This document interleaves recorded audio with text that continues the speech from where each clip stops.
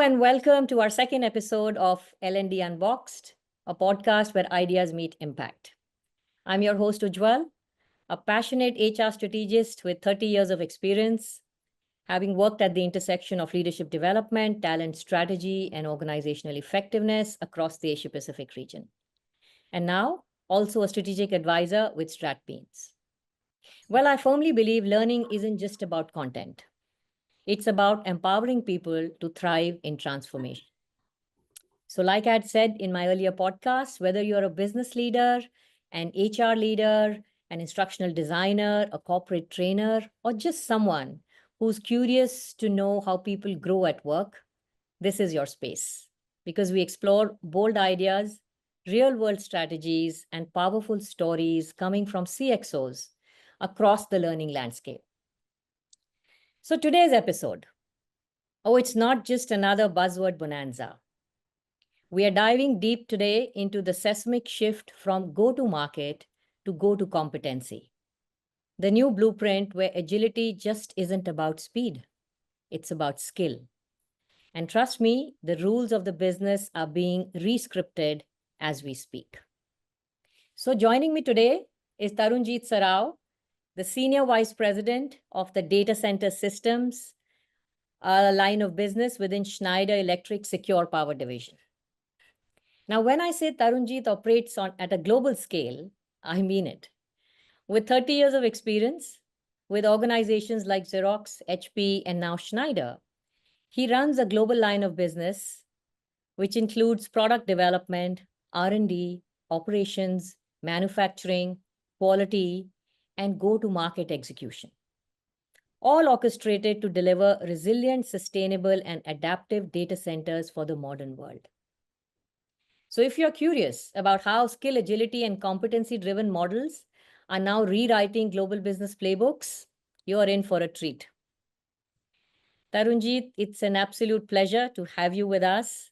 Welcome to episode 2 of our L&D Unbox series. Hi, Ujjwal. Thank you for having me. It is a great pleasure as well. Look forward to speaking with you. Wonderful. Okay, so let's crack this open with some real talk. The old playbook of go-to-market isn't enough anymore, right? I think talent is the real currency. And execution hinges really on how fast teams learn, unlearn, and relearn. So let's pack this together, right? Unpack this shift, to from the go-to-market to go-to-competency. And you've been someone who's seen it unfold at the front lines. And I'm going to call you TJ because I know you're fondly known as TJ. So Absolutely. yeah, okay, TJ. So let's get started on this and unpack this together.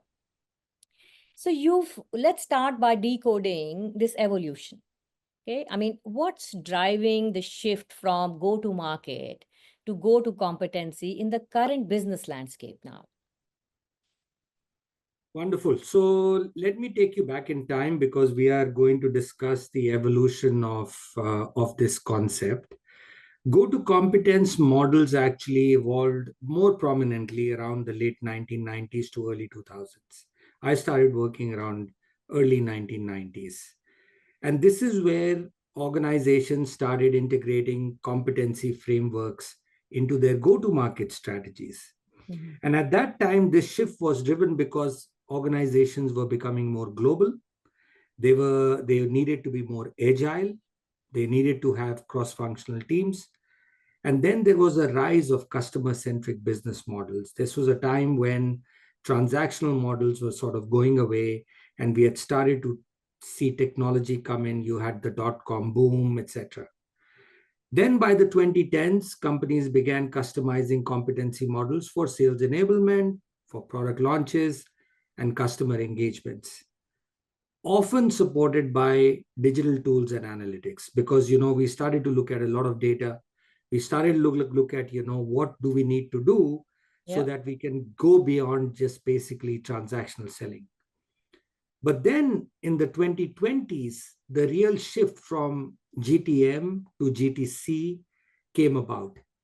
And this reflects a deeper transformation in how businesses approached growth, approached customer engagement, and long term value creation.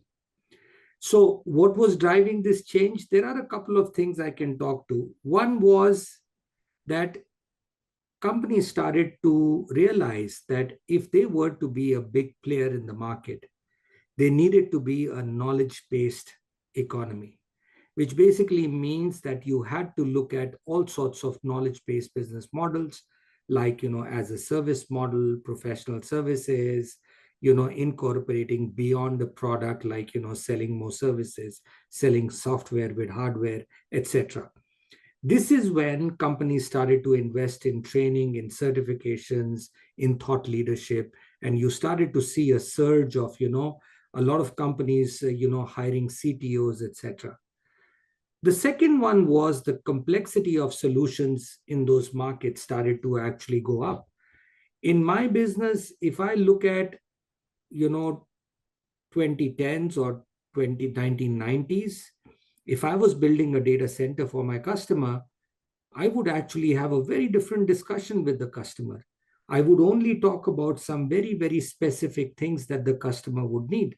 Mm-hmm. But if I look at it now, whether I'm an energy management company or I'm a company that's only driving, power management solutions, I need to have great understanding of how power impacts every part of the data center. So I'm talking about sustainability. I'm talking about different kinds of solutions that data centers use, whether it is cooling, whether it is uninterrupted power supplies, power distribution. I need to understand concepts of how software manages everything. I need to understand the concepts beyond even the hardware that we provide, in what is sort of the size of the rack, what is the density of the rack, what kind of chips and servers are being used, etc. So complexity of solutions actually started to drive, organizations like ours to ensure that we are competent in deploying and supporting these solutions. And this is where GTC comes in as well. So that is the second reason. The third one being long-term relationships. We now realize that if you want to be playing in the market over a much longer period of time, long-term relationships and annuity customer base becomes very, very important. So GTC then supports customer success, supports customer retention, and it basically adds lifetime value to a company. There are then other reasons as well, like, capability of the talent as a strategic asset, digital transformation, AI integration. All of these things are actually driving now the need for go-to-competency rather than just go-to-market. Yeah, and I mean, a lot of people think that GTC is a very futuristic concept, right? But hearing you, TJ, I feel that companies have been looking at it, considering it, in some measure, right from, let's say, the 90s, mid to late 90s as well, where you spoke about Xerox. And I know Xerox has always been a very admired organization. I mean, I worked in Xerox as well during that time. And it was talent breeding ground. I mean, and because of some of their frameworks, and, that's why they had like a competitive advantage. So, and coming back to that, you worked with these global giants, right? You worked with Xerox a lot, you worked with HP and now Schneider. I mean, how do these organizations cultivate skill agility as a competitive advantage now? I mean, anything you want to share as a playbook or any best practices that you encountered or delivered yourself? Sure. Let me give you one example from each organization, and you'll start to see, how we transition from organizations starting early with, just some basic sales training stuff, then going up to, where I am today with Schneider Electric, which is a far more evolved GTC model. Yeah. So going back to Xerox, I joined Xerox in the mid 90s, and that was a time where the company was also transitioning from being just a photocopier company into the document management company, right? They were Yeah. trying to digitize everything. They did that by digitizing their logo as well. That was a time when the company started to understand that, they have to move beyond the transactional model of selling. Xerox was a sales organization. Most of its route to market was through sales, whether it was selling to a small and medium business or to an enterprise customer. There are two examples of Xerox then pioneering a competency based training model, one for their sales teams and another one for their service engineers. So, for the sales team, they realized that you cannot just use a very traditional sales model to sell to very large enterprise organizations. So they started training their salespeople in a program called High Impact Target Selling. That was an important program because it was all based on persona. It was all based on, what the customer was going to do with their products. This was a great program as well because this was a program that would actually train you to be a consultative selling individual rather than a transactional selling individual. This program did exceptionally well, and that's how Xerox actually made its foray into more of a GTC model rather than a GTM model. Yeah. Then, on the other hand, in the service engineers, rather than using a one size fits all approach, they conducted detailed analysis on, how a service engineer responds to a customer. Uh, After this detailed analysis for each product and each role, they actually build individual skill inventories based on how they were actually going and servicing the customer. Using that information, they build a modular targeted training program that actually reduced training time and costs, and it improved their field readiness and technical accuracy. Because Wow. earlier, they were only using it for transactional service people. Mhm. Now these service individuals were really, well-trained service engineers who were actually driving success for the company. So that was Xerox. In HP used a framework called the One HP framework. This is the time when, HP was, it started out as a printer company, but then it transitioned into being a PC company. But it was not really a very big PC company. There were likes of Compaq and Dell and other companies. When HP bought Compaq, HP actually started this one framework approach, which encouraged everyone to be able to learn and sell every other product. So the transactional sales force, which was only made for either printers or PCs, they combined them together. They even encouraged their partners and internal sales teams to deliver persona-based solutions, whether it was their PCs, printers, services, software, storage devices, etc.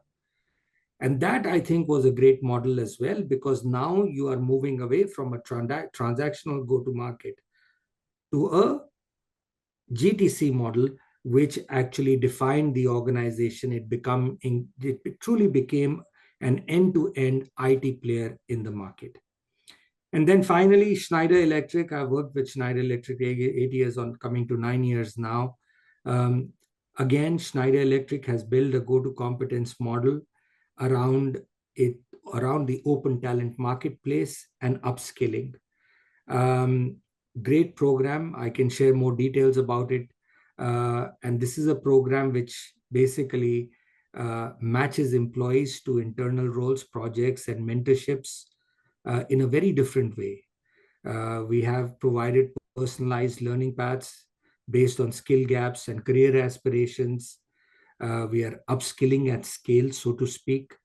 And then we are making a huge impact because, people are now want to go beyond their area of expertise. So we are creating future leaders with many different competencies. So these are some examples of what I have seen in the three organizations I've worked. And great examples, TJ, because these are all a testament of these organizations future proofing themselves. right? I mean, if you get your talent future ready, that's half the battle won, in terms of reaching your growth goals, or your ambitions to scale. And I also feel that the way you're talking about it is like, it's like a KPI, right? So which brings me to just ask you a little bit further on this, that if competencies are the new KPIs, right? I mean, how should business leaders rethink their talent strategies now? I mean, do you think they should prioritize something over the other in 2025 and beyond? How should their priorities change now? Yeah, great question. If competencies are the new KPIs, I think business leaders must fundamentally rethink how they first attract, second develop, and then third deploy talent. Yep. This is something we are doing very successfully now in 2025. And I think beyond 2025, the success is not going to hinge not just on what people do, but how they can develop into their next role. I think any organization thinking like that would be very, very successful. Now, what should they prioritize? I think it's obvious. First, make competency the core metric. you know Replace all your static KPIs with very dynamic skill indicators. See what sort of people you have, what kind of skill depth do they have, what is their breadth, how much of cross functional experience do they have, what is their skill velocity, which is the rate of learning and their adaptation to that. And we have a program called the Earlier Career Fast Track that actually does that. Second, companies need to invest in continuous learning. Uh, Gone are the days where you would have one-time training programs. Now you need to actually build always-on learning ecosystems. This Yep. is what we are trying to do with our company as well.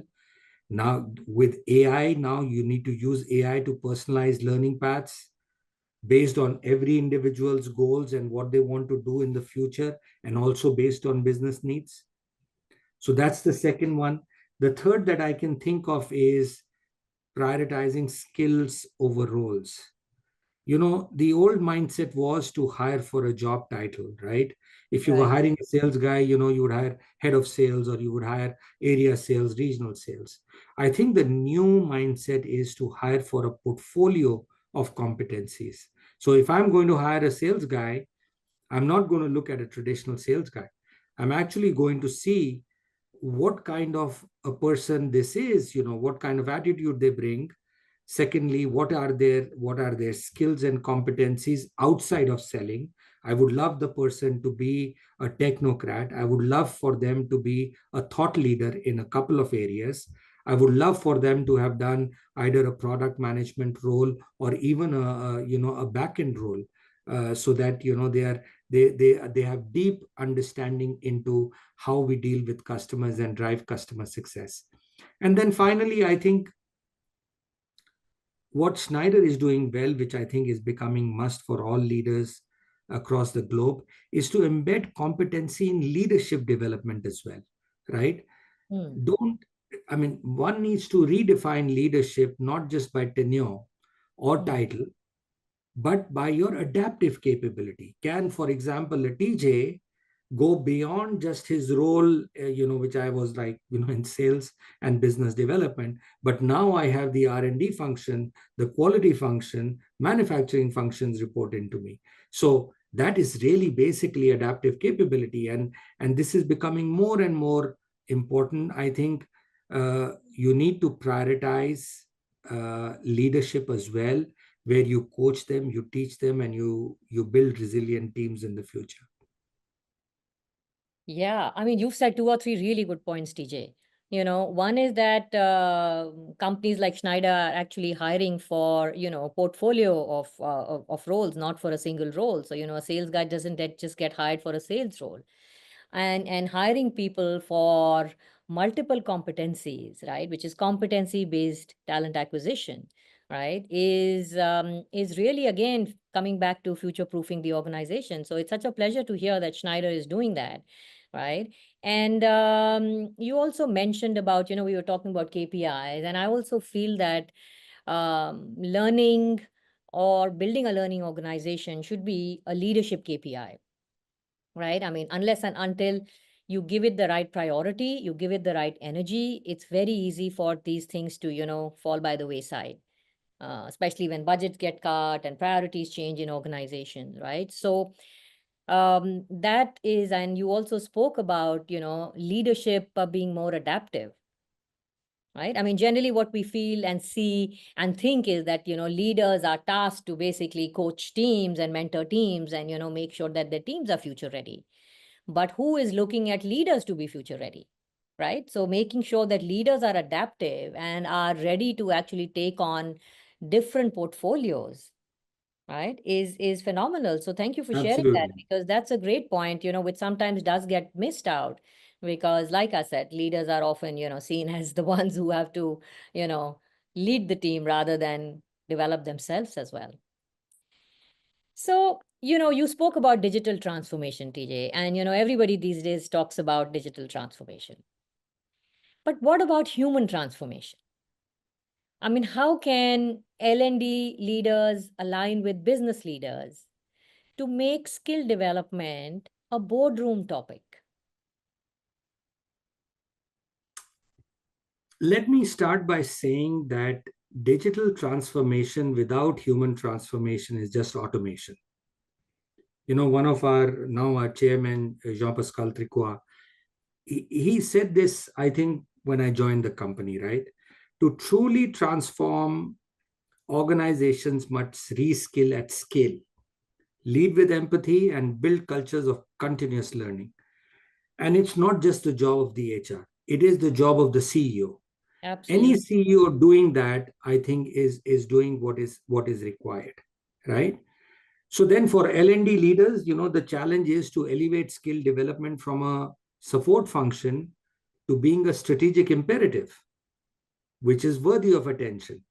If you don't give it attention, then you're not doing the right thing. And to again give you some examples from Schneider, there are two ways we are doing it. Number one, we are making skills visible and measurable, right? We Okay. have now a very, very good skills intelligence platform that tracks learning progress, skills acquisitions, etc. Okay, we have programs like Schneider Essentials, which everyone must take in the company. But Hmm. then we have now tied up with Coursera, and we offer a range of topics that our people can go through, and we Nice. encourage them to take these programs. So making these visible and measurable is very, very important. The second, I think, is reframing L&D as a business growth engine, right?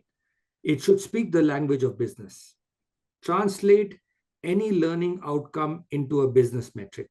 If we do this, how do we drive productivity? If we do something else, or if we upskill our people, how does it drive innovation? If we upskill our people, how does it drive retention, right? If we upskill more, how does it drive revenue per employee? So I think these are concepts which are becoming very, very important. I think there are many actions or strategic moves that we can make, but making sure that learning and development is a strategic imperative is the most important. Yeah, absolutely. And we talk about making this a boardroom priority or a boardroom topic, but I know there's always an elephant in the boardroom, which is resistance to change, right? So I know you spoke about a lot of good points, which is, making sure that you connect it to impact and you connect it to retention and you show them the ROI. And do you think that is enough to convince leadership to invest in building future forward competencies? And, is there anything else that you guys do to address this elephant of resistance to change? Yeah, great question, and actually a bold one, right? Resistance to change is really the elephant in many boardrooms, especially when you have to make a very large investment into future forwarding competencies, right? Yep, yep. Not every leader looks at it kindly because you have to deal with day-to-day pressures, right? Um, Again, I might repeat myself on how I feel we should do it, but companies need to tie competency to strategic goals clearly, right? Yeah. Again, whether it is revenue growth, innovation, customer experience, operational efficiency, etc. This is becoming very, very important, and I think that's where you start. Again, reframe the conversation. Don't talk about cost, talk about the risk of not doing it, right? Instead Wonderful. of asking, can we afford to invest in skills, ask, can we afford not to? And that, I think, is going to be a very, very important framework for any company. And then finally, also, I feel you need to use data to make the case.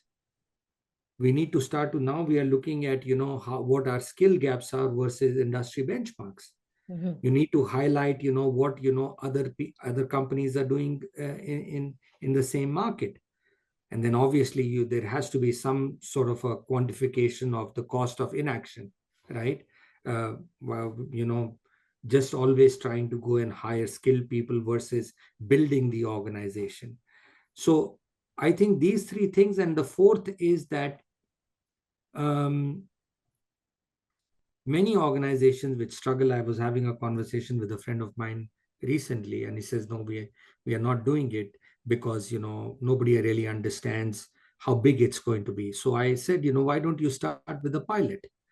Don't start with a pitch and the boardroom, start with a pilot. Yeah. Launch a small high impact pilot for a certain team. It could be your product team or your customer team, and then measure the outcomes and share your success story with the boardroom, right? And finally, if you make it personal for leaders, um, you've done a great job. What skills will your team need to hit next year's targets? That's the important question to ask. My boss asked me this question: do you have the right team to deliver the so many data centers you need to build in the world? Do you have the right competencies? How are you building competencies? And I think that really is going to drive the right conversations in the boardroom, and start to make more senior leaders feel differently about this. Yeah, absolutely. It has to reach the boardroom now, right? It was in teams, in smaller teams and larger teams, then at business unit level heads, and then at the CEO level heads. And unless and until it goes right to the top, that's where it makes a shift. That's what I personally feel. So, I would love to see it in as a boardroom conversation in many, many companies and some of the leaders and CXOs that I would speak to. This is my kind of pet question. Okay, so you've spoken about a lot of live examples in the companies that you work with. TJ, is there one which comes to your mind where there is a shift in skill strategy that, due to a shift in skill strategy, the company actually rewrote their growth trajectory? I mean, or tweaked their strategy? I can share a very interesting thing that we are doing in Schneider Electric. Going back to HP and HP and Xerox, I feel outdates me a little bit. Um, in Schneider Electric, a few years back, we started a program called Early Career Fast Track, Mm-hmm. right? Now, this is not a new program, by the way. This program actually, GE used to, yeah, if you remember, it's written in many books as well, Yeah, right? that's right. GE Yeah. used to run it as well, and somewhere it lost ground, right? But we restarted this program again a few years back. And what we've done is we've picked up a handful of talent based on their performance and their potential, right? And we've taken these cohorts, because we pick up every year now, we pick up like 20 individuals, right? And it's now the fourth year of this, or fifth year, I can't remember, but fourth or fifth year of this program. Each individual is then, actually there's a third party which comes and actually makes an assessment on these people, looks at an audit on them, looks at their skills, looks at what uh, their potential holds for them. Mm-hmm. And then we take them through a very structured metric of what they're going to do in the next 8 to 10 years, so they can get to a level in half the time. So these are young individuals, early career, Yeah. less than 30 years of age, and then we are building now the future generation leadership with these people.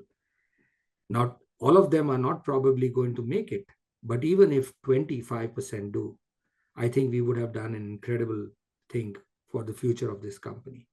And these professionals are then young adults are taken through many different cross-functional training programs. They are given roles. They are given roles in managing teams. They are given roles in frontline sales. They are given roles in our back-end operations.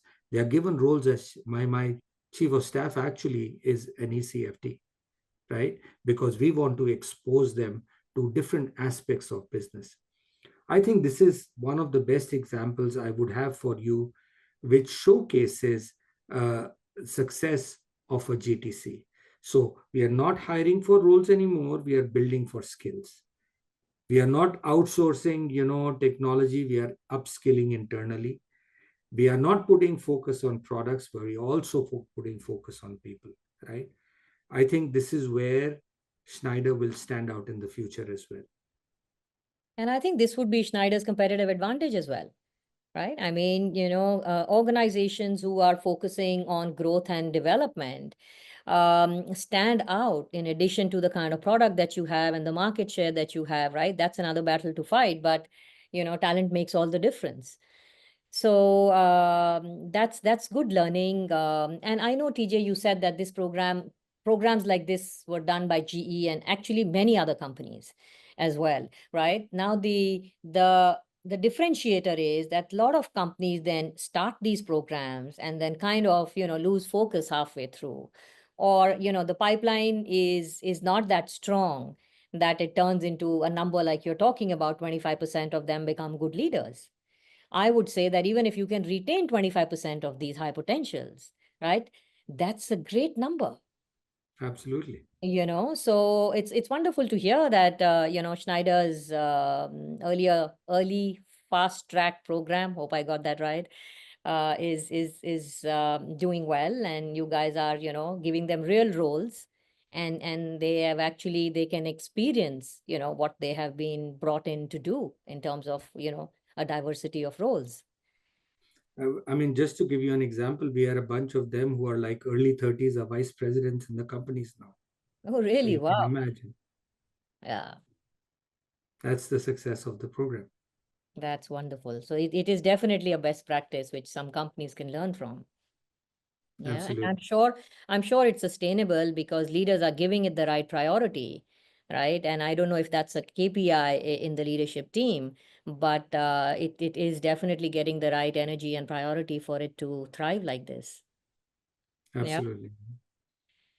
Okay, so finally, TJ, if you had to give our listeners a 30-second elevator pitch on why go-to-competency is the future, what would it be? Well, I'm no longer a sales guy, but and I don't know whether I'll do a 30-second less or more, but I Give will it. tell you this. So in a world where technology is evolving faster than job titles, go to competency is the future. It's not just about going to market with products. It's going to be going to market with capability that is going to drive success in organizations. So GTC shifts the focus from what companies sell to what their people know, can do, and can become, so that the company excels in the future. It'll build resilient, future ready organization, and it'll turn skills into strategy. So I personally feel go to market drives revenue, go to competence drives relevance. Love it. That was pure gold, TJ. Thank you very much for coming on the show. You have not only dropped insights, but I think you sparked a mindset shift, whether it is from playbooks to pulse checks, from competencies to building the right culture, having the right leadership attributes. I think today's chat was like a masterclass every business leader needs. So, for our listeners, this You're episode kind. Thank you. If this episode fired your neurons and got you thinking beyond dashboards and matrix, it's time to reimagine how your teams learn, adapt, and thrive. So, thank you, TJ, once again. Really appreciate your time and your Thank you insights. very much. Thank you. And listeners, this is Ujjwal signing off with a promise: more unboxed wisdom, more sharp takes, and more conversations that move the needle. And hey, if you've liked today's episode, drop us a review, share with your squad, follow L&D Unboxed for more power-packed insights. Until next time, keep learning, keep transforming, and stay tuned. Thank you.